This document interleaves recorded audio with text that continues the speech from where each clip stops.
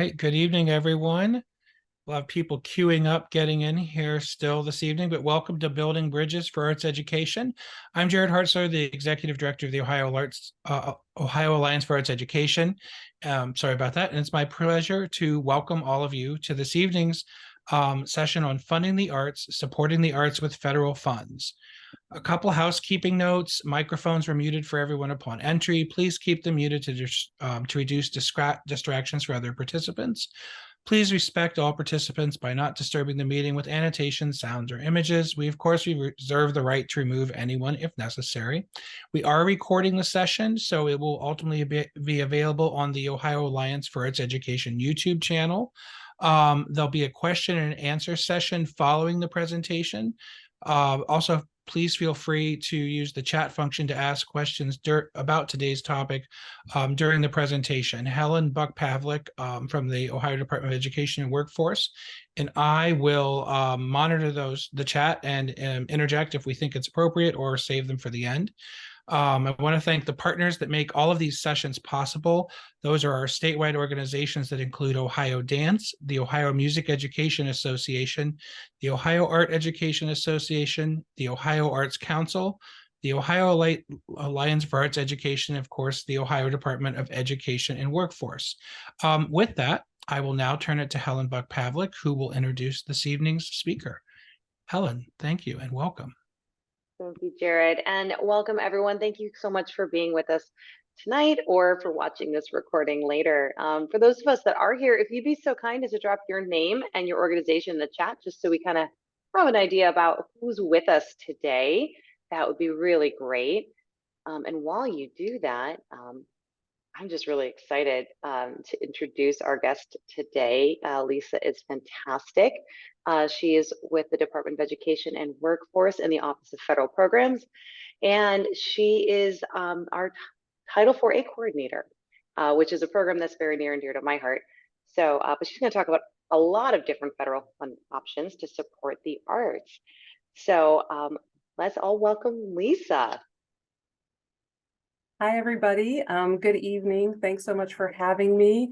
I always feel like I'm the person who brings the room down in a lot of places that I go. I'm on a group that does bullying, intimidation, and harassment prevention projects, and they all have these really lovely, fabulous programs, and I'm kind of the facts person and just the money person. But that's what I'm here to talk to you about tonight. I am with the Office of Federal Programs at the department. And I'm going to talk to you about the elephant that is kind of always in the room for those folks who work in the world of the arts, and that's money.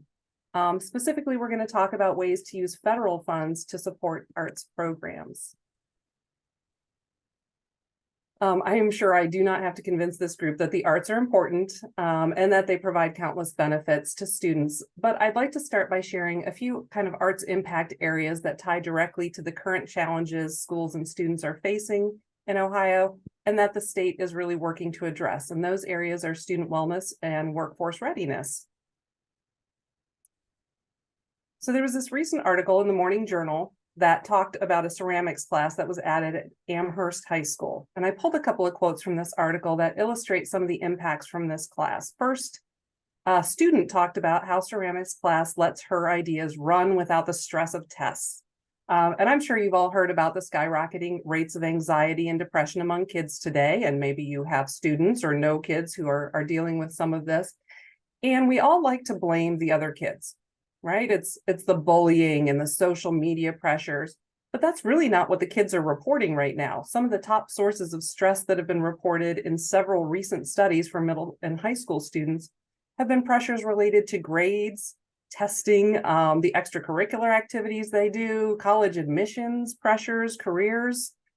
So maybe it's not just the other kids that are to blame. It's the adults. It's the incredible pressures that we're putting on children to be involved in things, to be successful.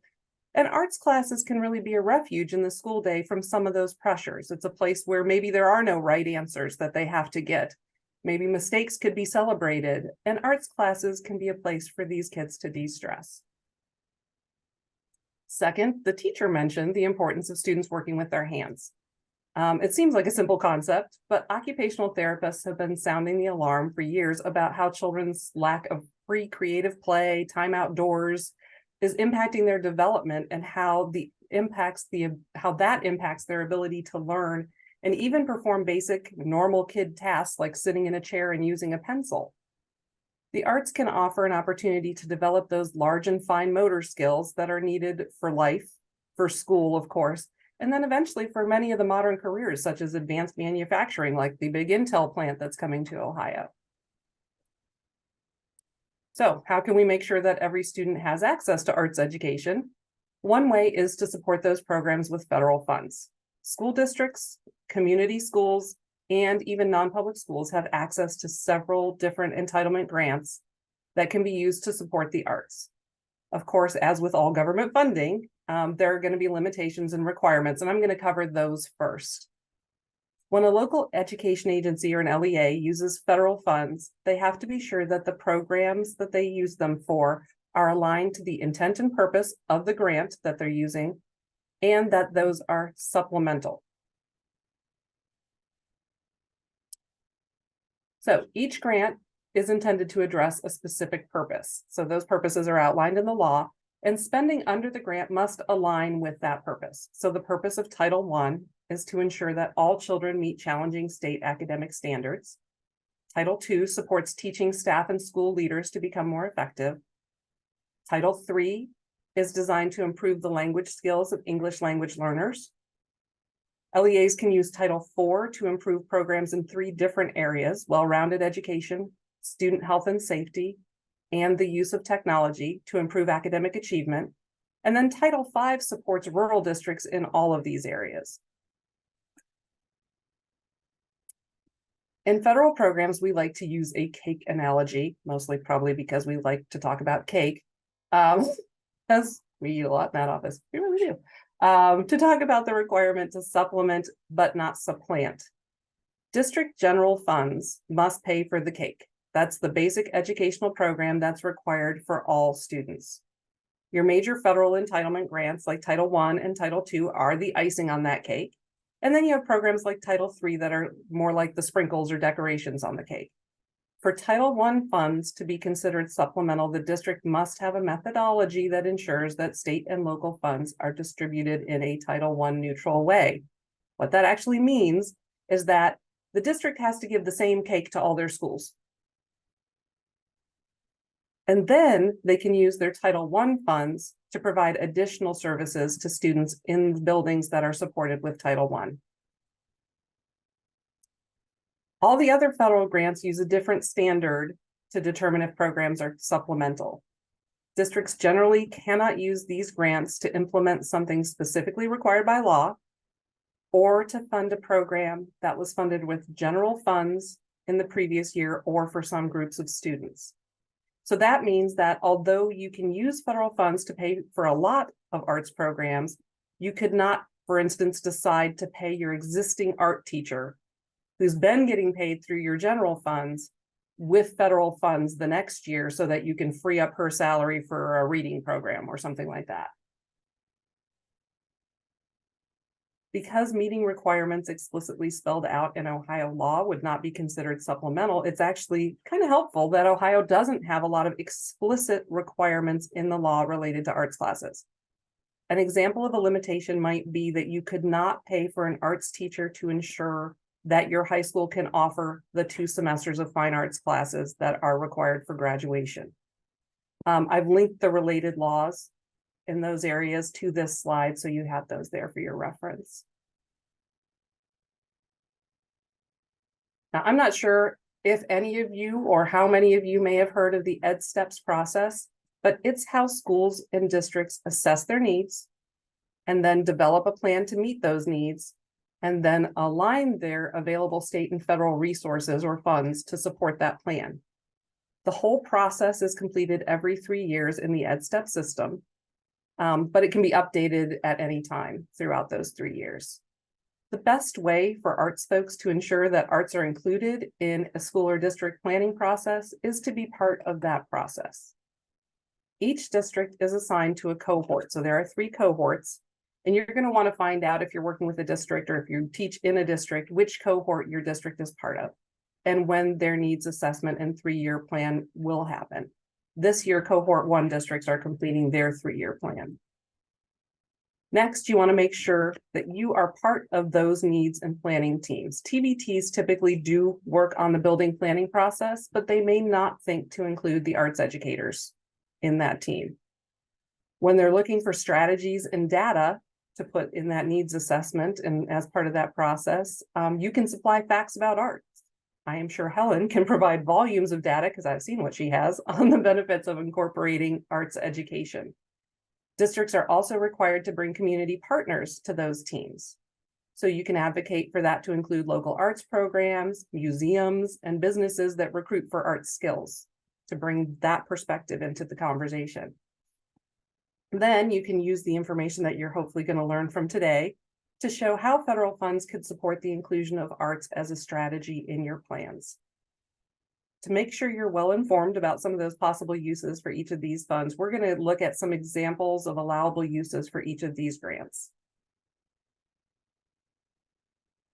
First, let's talk about the largest federal entitlement grant, Title I. Title I is a building level grant, which means that districts determine based on certain requirements which buildings within the district they're going to support with Title I, and they establish a separate budget to fund programs at each building. Some buildings will be served with a targeted assistance model, which means that only identified students, their families, and teachers are going to receive those supports. But other buildings may offer a school-wide Title I program. That's typically only an option for schools that have pretty high poverty. In that school-wide model, Title I funds can be used to upgrade the entire educational program of the building and support all the students and staff in that building. So often people think of Title I as a reading grant, and it is primarily used for reading tutoring. That's the bulk of where it's spent. But the law includes language to support well-rounded education for served students, and instructional supports could be in any subject. Title I also includes non-instructional supports like behavioral counseling, mentoring, social emotional learning, and PD for all staff in a Title I school-wide building. Title I also requires family engagement. And I would say and advocate for the fact that arts activities that families can do with their children or student performances are a great way to encourage family participation and parent engagement nights. That really brings them out if their child is going to be on stage doing something. So that's a great way to get people to come. Title I also focuses on vulnerable student populations. So certain populations like students experiencing homelessness, migrant children, and children in institutions for neglected and delinquent children are categorically eligible for Title I services. One of our Ohio districts offered a summer arts day camp in coordination with a local art museum specifically for students experiencing homelessness who had an interest or a talent in art.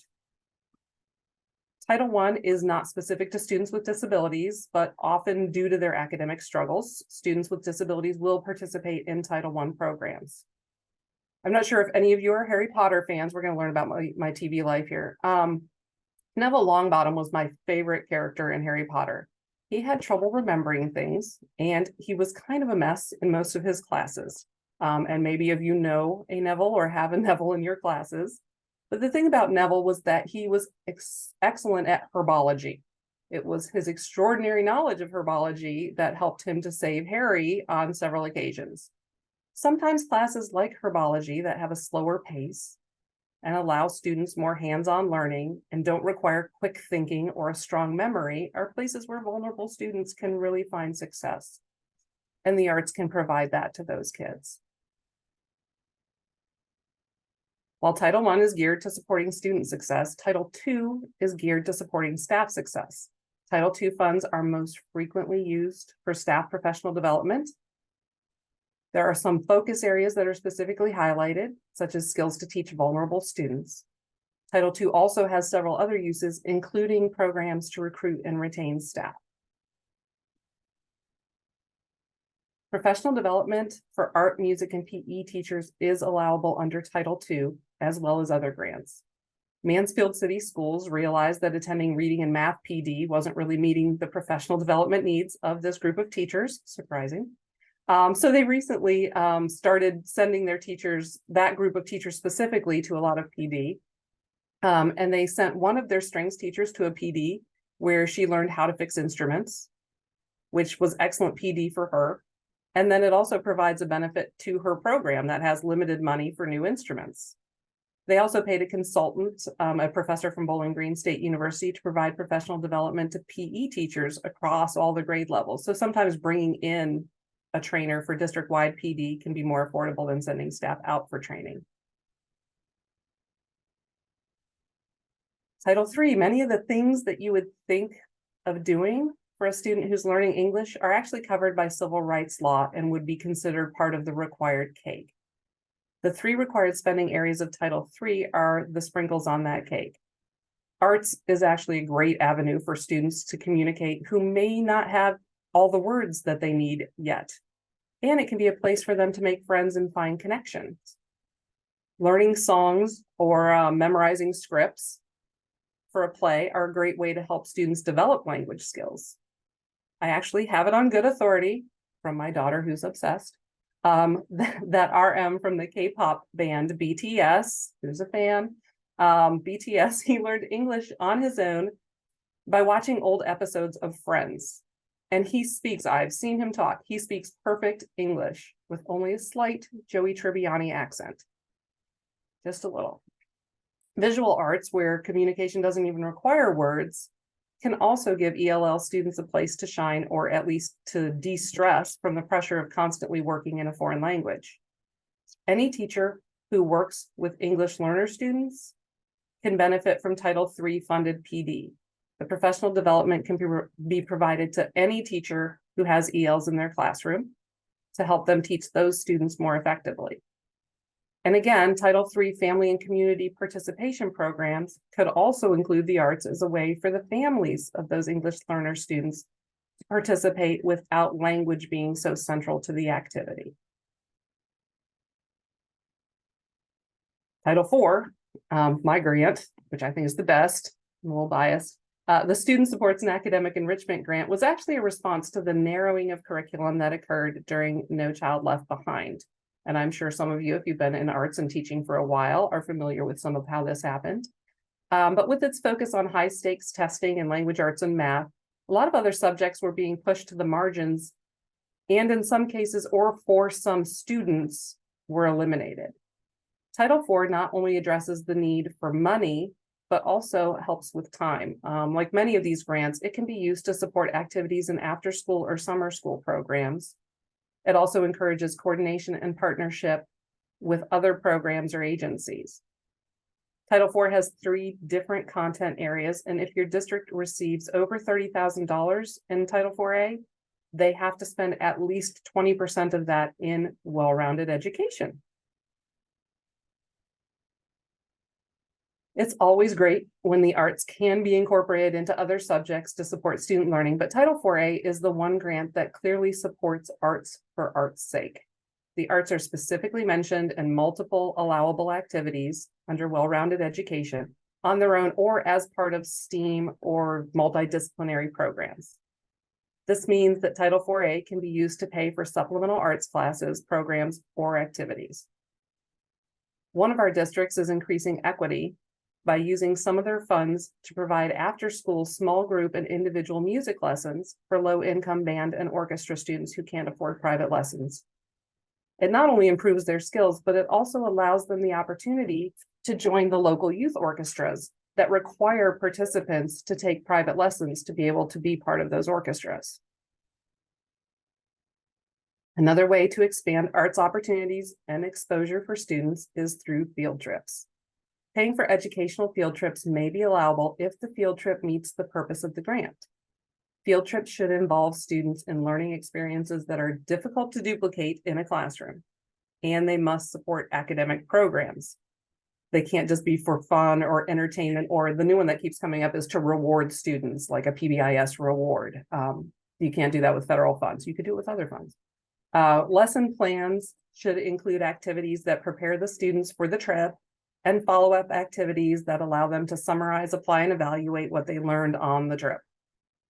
Costs for any of these kind of field trips have to be reasonable in comparison to the intended objective of the trip.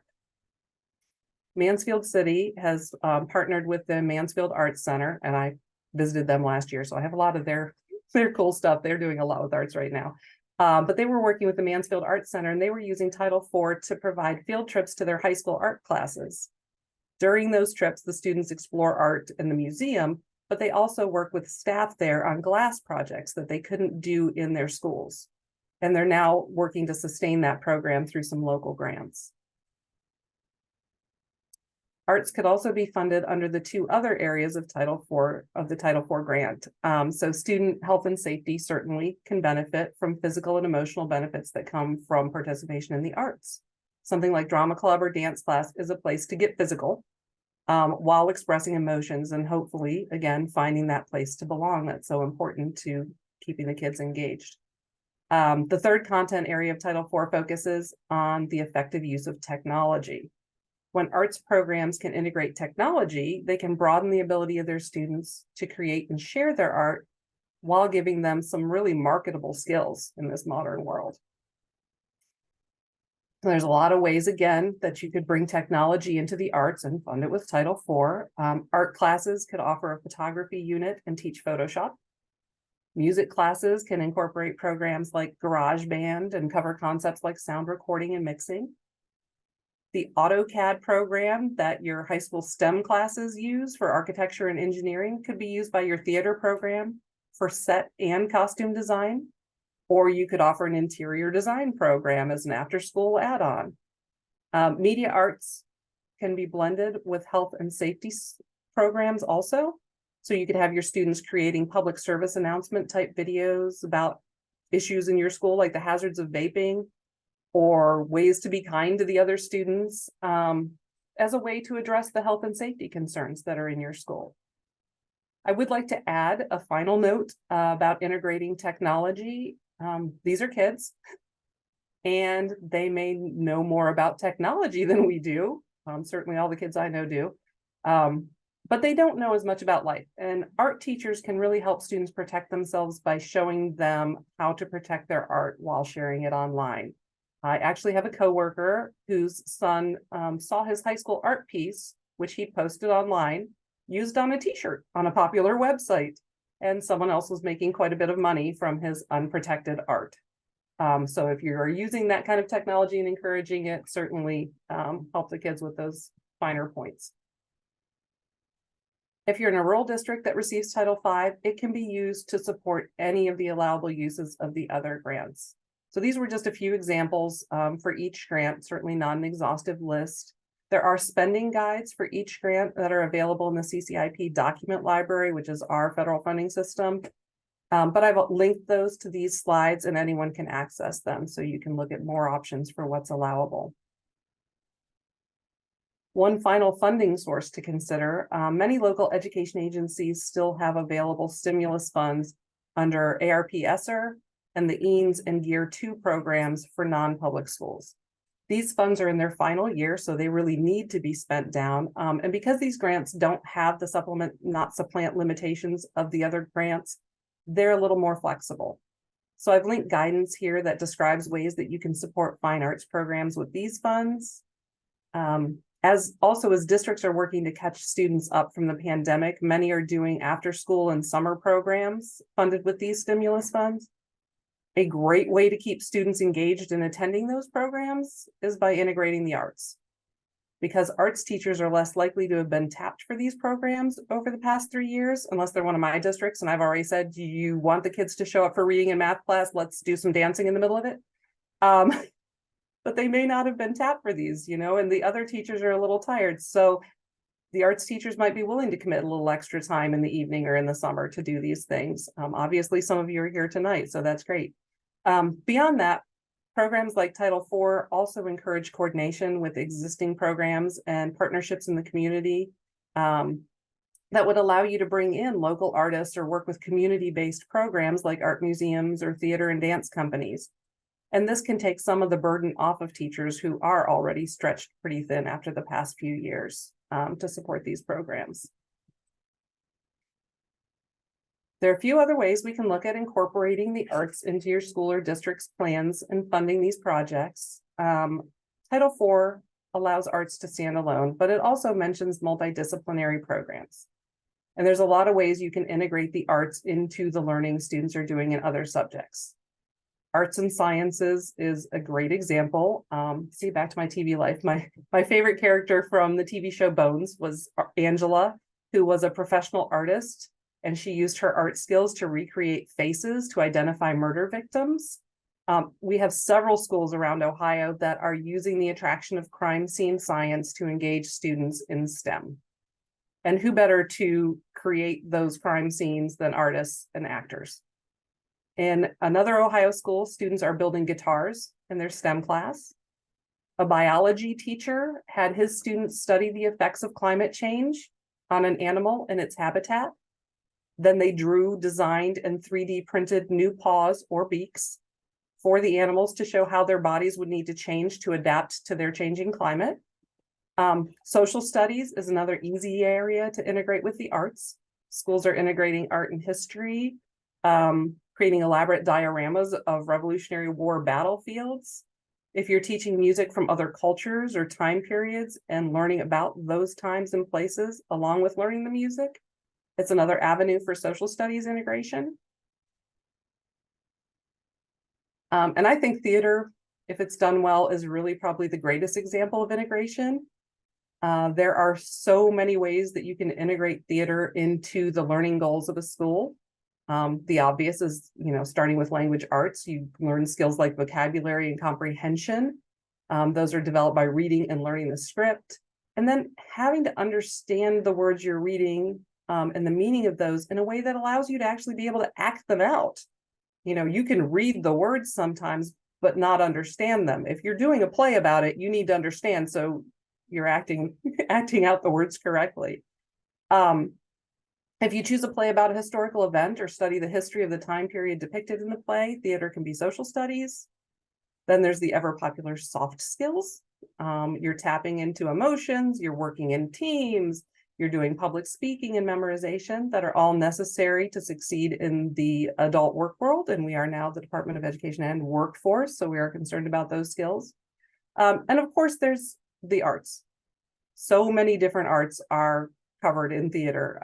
The art of acting, singing, dancing, makeup, set design, costume design, creating advertising posters, updating websites and designing the programs.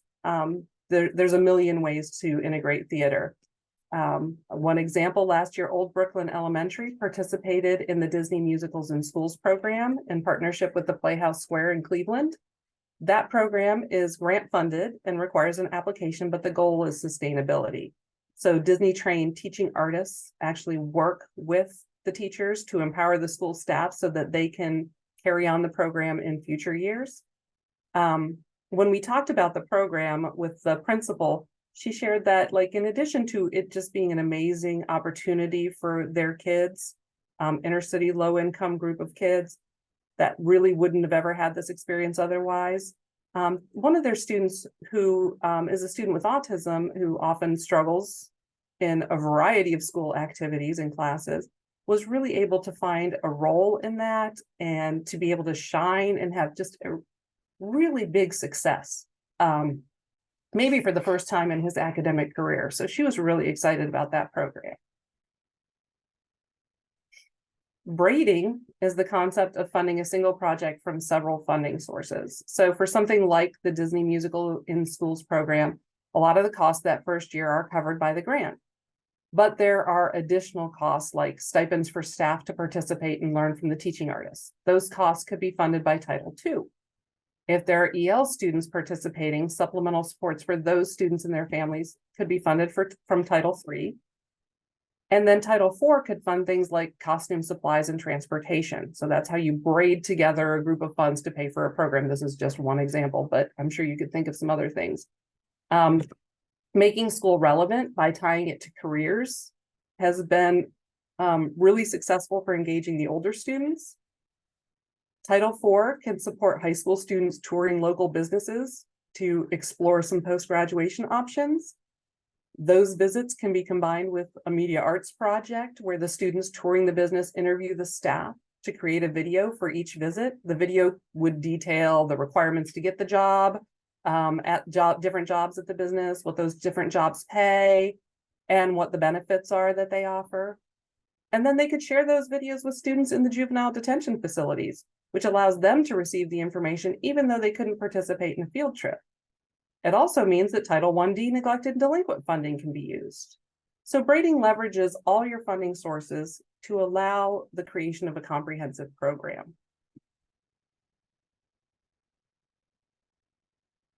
I do want to make a quick note on program income. It's possible that products created in an arts program will generate income, for example, ticket sales to a play. If a federally funded program does generate income, that income must essentially be returned to benefit the grant by either of the two methods that are described here. I don't expect any of you to commit this to memory. I just want you to know that if you are generating income, you would need to talk to your federal programs consultant about how to handle it if you're funding that program with federal funds.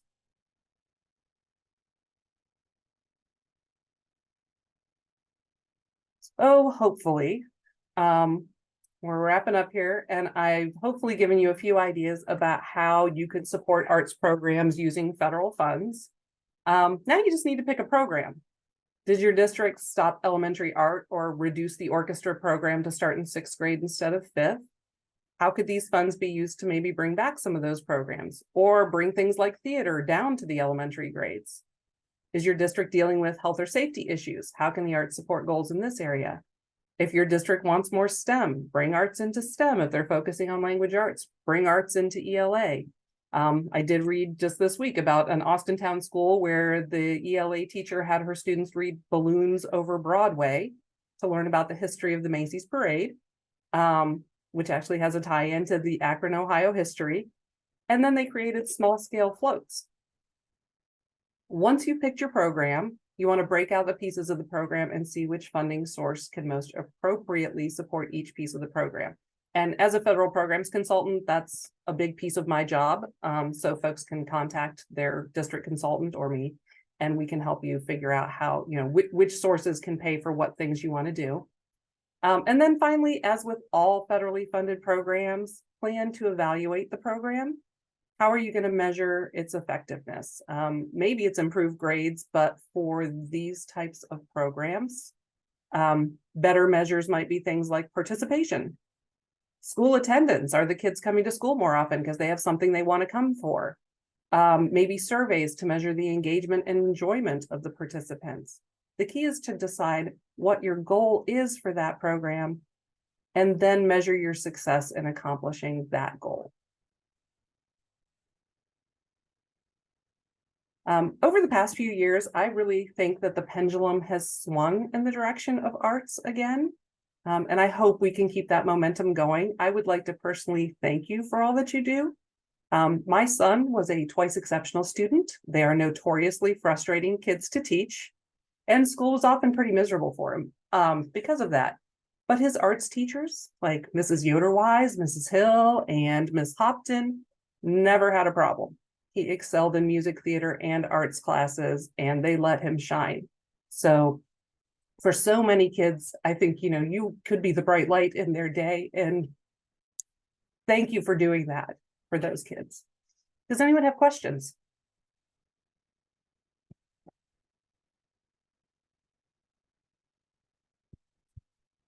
Well, I don't have a question, Lisa, but this has been so informative. And I know Joan from my staff, who does so much of our policy work, is probably taking this in too.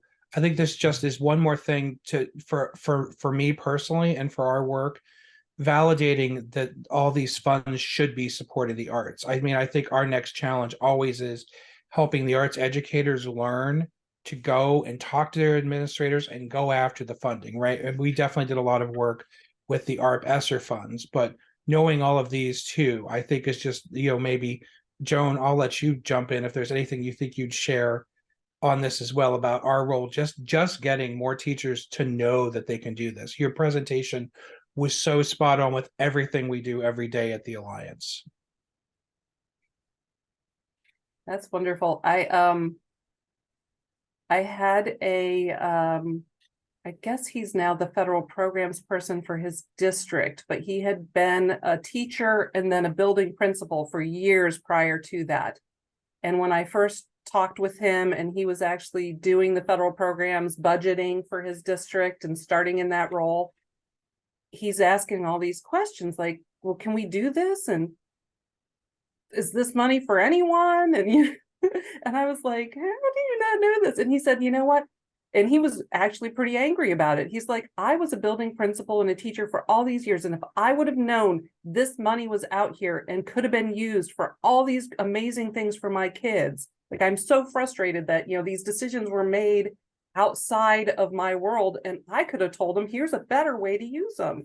So I think just knowing that it's out there is step one, and getting on those planning teams when your districts are planning and getting the voice heard, and then understanding that, like I said, everyone thinks Title I's a reading grant and, Title IV is for buying computers or something, which it's totally not.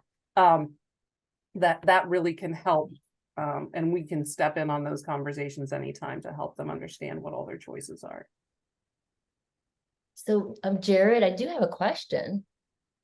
Is that okay? Go I ahead. didn't write it down. So thank you so much, Lisa. This has just been amazing. I'm Joan Platt, and I work with the Alliance. And so my question would be, when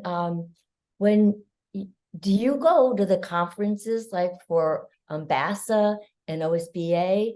And have you ever presented and sort of made it known to the administrators? Because in the past, I've done these workshops at their conferences, and that would be a great place to share. I mean, I don't know if you've already done that. That's what I just was wondering if that's something if that's an avenue that we can explore to do more in. And so that's what I was thinking. I have not presented at those groups. We have the OAAS FEP conference twice a year, which is the Ohio Association of Administrators of State and Federal Programs. Hope I got that right. It's a very long acronym, but that is a lot of superintendents and treasurers and curriculum directors and federal programs folks. So they do come to that. Now, again, that's not necessarily the teachers in the building or the principals of the building. So it is still coming from that administrative lens. So administrators may be more aware of how the funds are available and what their uses are, but you're always going to have that bottom up where I'm in the classroom and I know my kids would really benefit from this. And we do have teachers and principals and folks that do come to that conference, but it is a smaller group. So it's really great to have, an opportunity to reach out to the folks who are a little more boots on the ground and work with the arts community. So this is a great opportunity for me too, to be able to share. Well, and also just to add what you said, what immediately I thought that what we could do is take some of the examples, because I've been taking notes, and I could take some examples, and we could, when we go to our conferences, Jared, we could start having case studies or something that shows how it was done. And then maybe the people who did it wouldn't mind helping out other people to figure out how to do it. So that was one of the ideas I had right away. Thank you so much. Well, and I will say, this is my tip I like to pass on to everyone, is if you are not signed up for the Ed Clips, they're a wealth of fun information. So on the department's website, under, I think it's Communicate with Us or something tab, you can sign up to get on the distribution list for education clips, or you can just sign up for education clips on different sites. But 90% of the great ideas that I get are from reading an article about something that's happening in a district, as you might have seen, because I talked about a few of them here. I'll read an article and go, oh, that's a great idea. And they could have funded that with Title IV or Title II, or I don't know always if they did, but it's an option for them. So especially if they're new programs that they're bringing on. So the Ed Clips is it's just so fun to hear what all the different districts around the state are doing. Because there's some really amazing ideas going on out there. Aviation's been the hot one. I've seen 2 or 3 articles just this week on different districts that have aviation programs, which the airline industry is really strapped for kids, for workers. So kids growing up into that. So, and I saw somebody asked a question. I got my chat open now. What's the conference called? It is the OAASFEP conference. Oh, and it looks like Helen popped a link to it. It'll be March 21st to 24th, 22nd to 24th, something like that this spring. But they have one in the fall and in the spring. The spring tends to have more teachers and principals and folks like that. It's a little bigger. But it's a lot of sessions on different ways to use funds, regulations around funds, but then there are also always some I don't know, more relaxed sessions or more programmatic sessions, particularly in the spring. And there are outside presenters. Our office does a lot of the presentations, but there are also a lot of outside presenters that come. Yeah, I had the opportunity to attend last year. It's a fantastic, fantastic conference with so much information. So if you have the opportunity, I absolutely recommend it. Helen was my co-presenter and we made people dance. True story. True story. It's my favorite presentation yet because we got Tweedle. And it was good because you were leading it, not me. Nobody wants me to lead dancing.